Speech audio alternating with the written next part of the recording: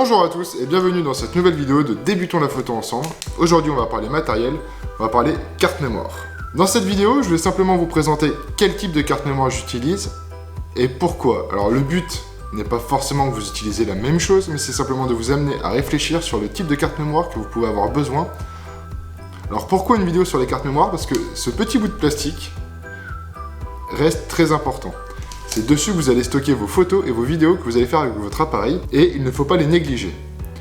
La première chose quand vous allez devoir acheter une carte mémoire, ça va être de savoir quelle marque vous voulez prendre.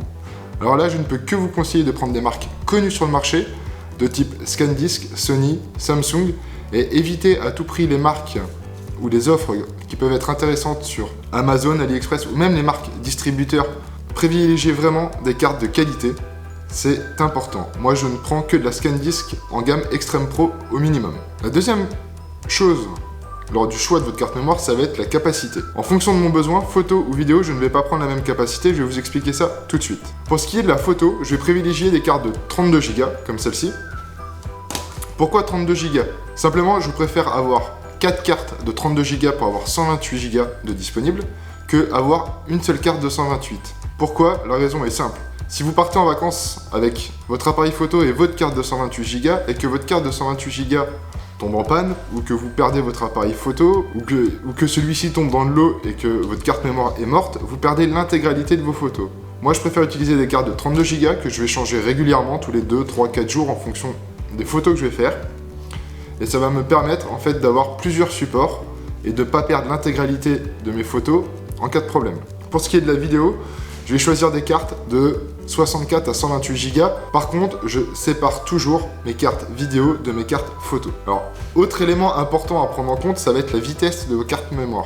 Alors, évitez vraiment les cartes premier prix qui ont des vitesses faibles. Moi, je vous conseille à minimum de prendre des cartes qui ont une vitesse aux alentours de 90 mégas en écriture. Et en fait, vous le retrouverez avec plusieurs informations dessus, notamment la classe, qui sont des cartes de classe 10, ou avec les cartes marquées UHD classe U3.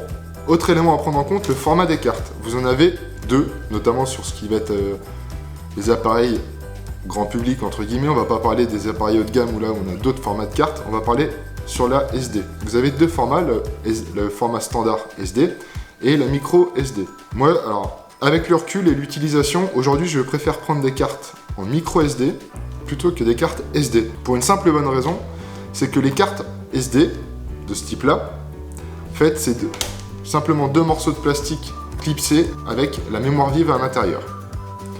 Et le problème, c'est qu'à force de les manipuler, de les sortir, le plastique a tendance des fois à se déclipser et là, la carte est morte. Dès que le plastique commence à se déclipser, vous pouvez prendre la carte et la mettre à la poubelle. C'est danger, vous risquez de perdre des données. Que si on prend l'exemple d'une carte en micro SD, comme celle-ci, c'est un monobloc de plastique avec tout de suite la puce mémoire à l'intérieur que vous venez mettre dans un adaptateur SD.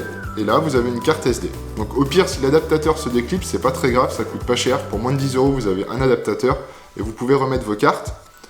Et vous avez aussi l'avantage, c'est que ces cartes micro SD vont être compatibles avec vos téléphones, votre appareil photo, une GoPro. Donc vous pouvez l'utiliser sur plusieurs périphériques, ce qui peut vous permettre de faire des économies et de pas avoir plusieurs formats de cartes.